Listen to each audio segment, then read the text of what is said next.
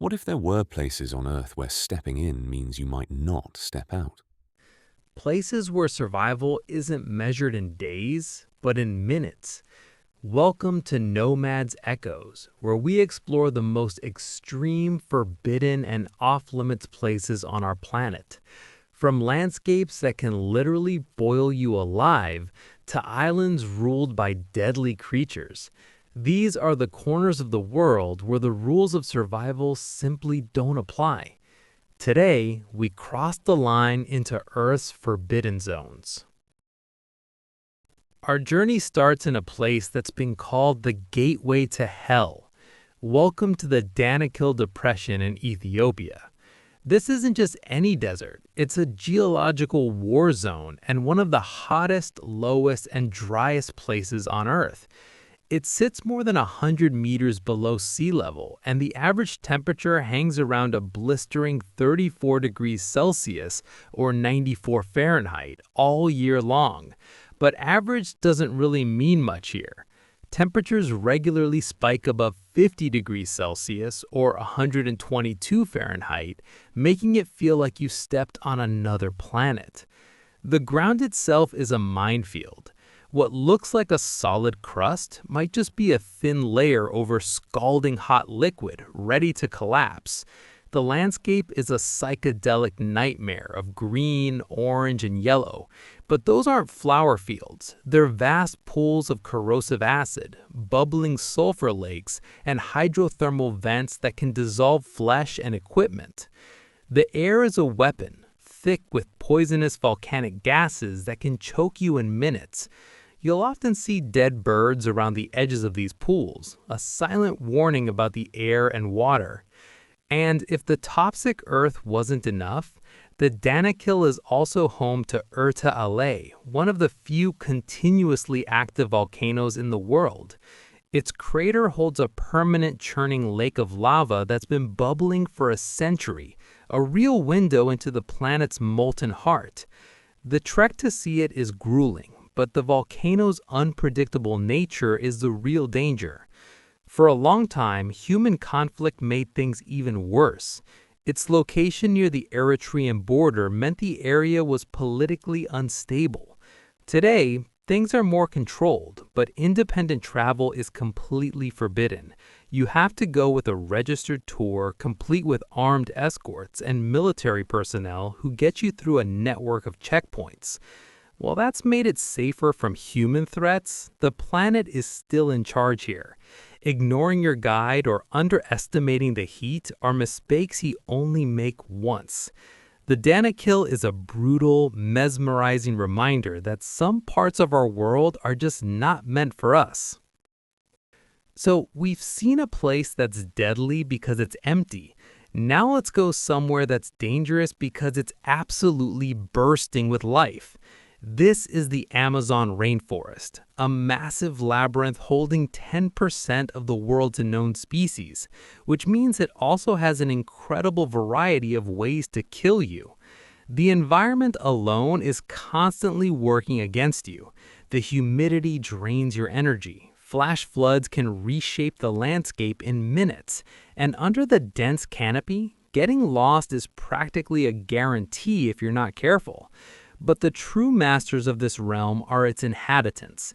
The Amazon is a living, breathing catalog of nature's deadliest creations.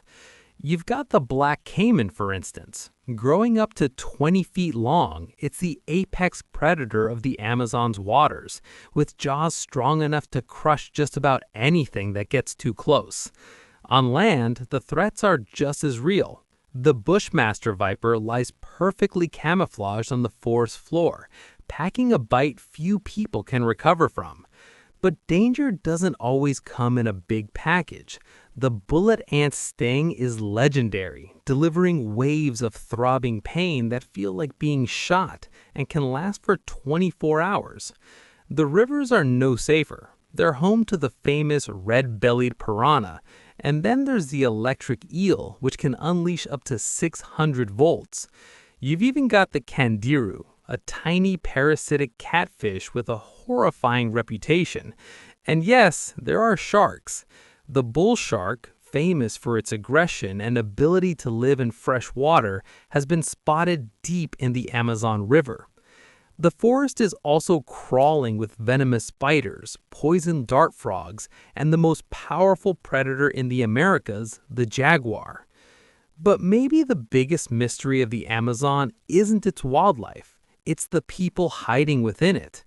The Amazon is thought to be home to at least 100 uncontacted tribes.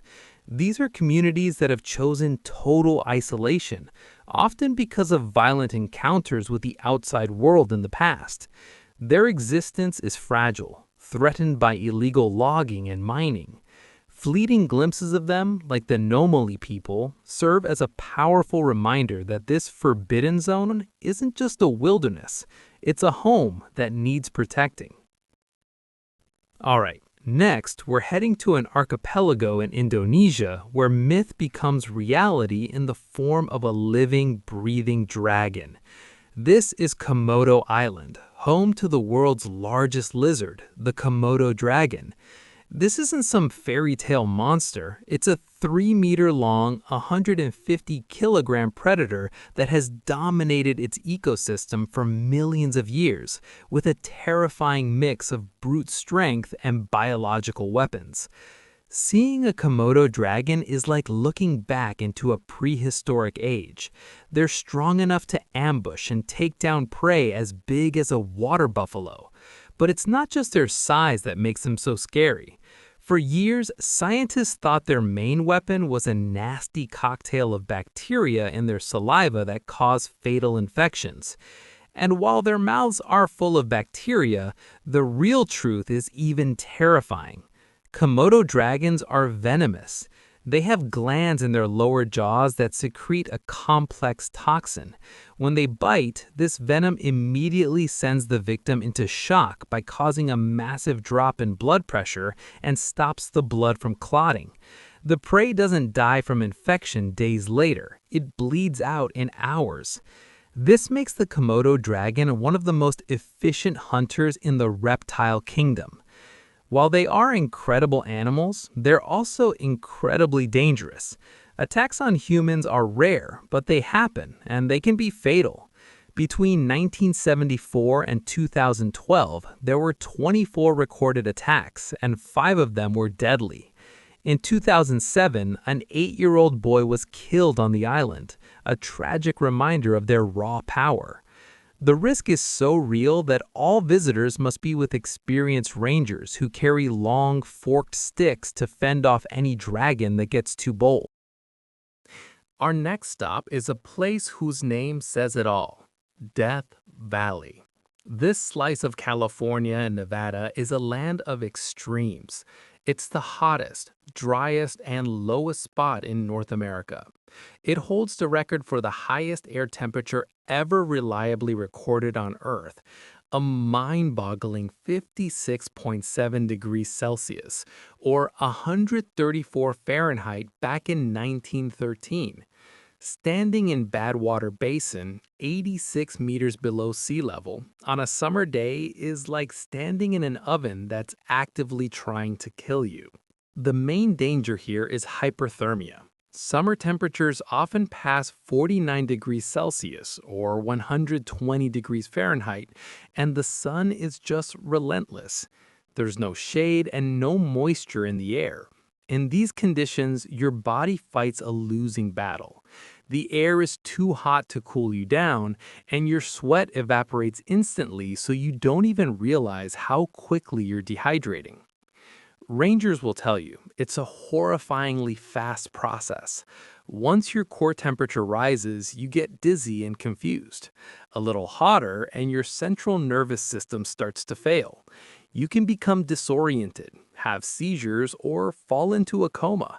At that point, as one medic put it, your brain is essentially cooking. Even if you're rescued, the damage can be permanent. It's a silent, swift killer that claims lives every year, usually people who just didn't respect the valley's power. And yet, the valley holds some bizarre mysteries. The most famous is the sailing stones at Racetrack Playa. Here, heavy rocks, some weighing hundreds of pounds, seem to move on their own, leaving long tracks behind them in the dried mud.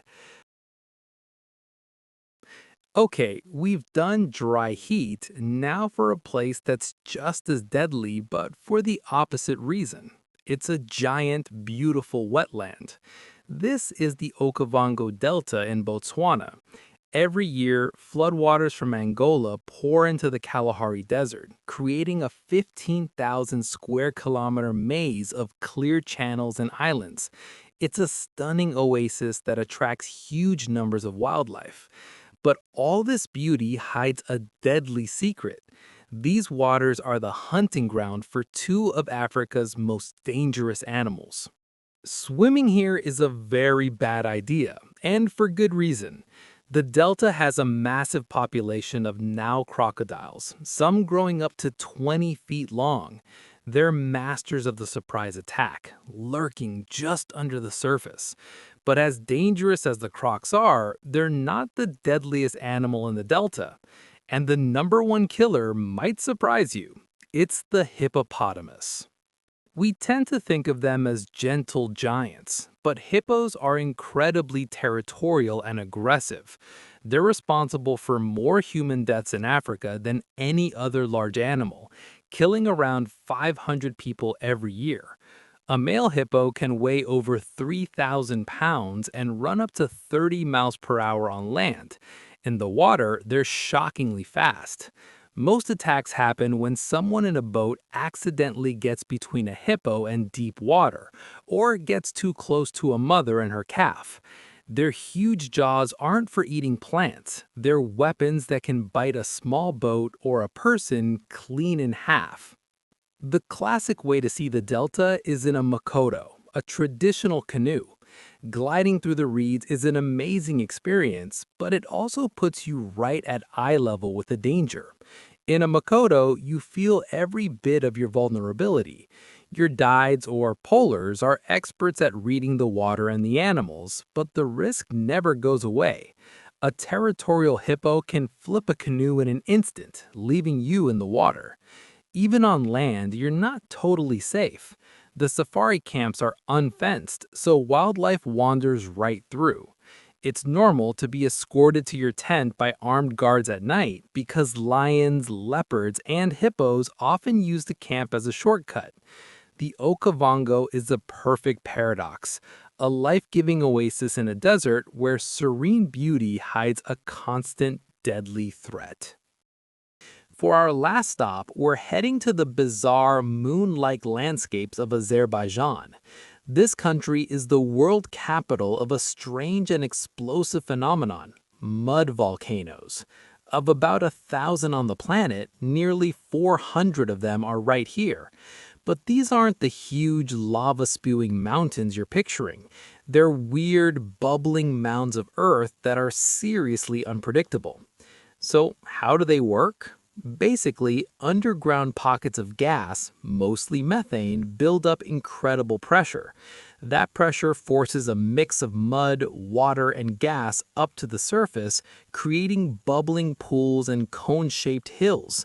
The landscape is so surreal that it's actually used as a training ground for astronauts. But this isn't some gentle bubbling. The pressure can build up and lead to a massive, violent eruption. Without warning, a quiet hill can roar to life, shooting mud, rocks, and tons of flammable methane gas hundreds of meters into the air. And if that gas ignites, which it often does, it creates a terrifying pillar of fire. The Lokbutton mud volcano near the capital city has erupted 25 times since the 1800s, almost every time with a huge fire. The explosion isn't the only danger. The ground around them is totally unstable. Eruptions can trigger massive sinkholes, and the air can fill with toxic gases. The mud itself can flow for miles, burying everything in its path. Despite these risks, people have built homes dangerously close to these geological time bombs, living under the constant threat of a sudden fiery eruption. From the acid pools of Ethiopia to the exploding mud of Azerbaijan, we've journeyed to the very edges of the world. These forbidden zones, whether they're guarded by killer creatures, extreme climates, or bizarre geology, capture our imagination for a reason. They represent the last untamed frontiers, places that remind us of the raw, unfiltered power of the earth. They're beautiful, they're mysterious, and for the most part, they're deadly. We've shown you 7 of the most incredible off-limits places on the planet. Now we want to hear from you. Which of these forbidden zones did you find most fascinating? And if you could safely visit just one, which would it be? Let us know in the comments below. Thanks for joining us on this adventure. Stay curious and stay safe.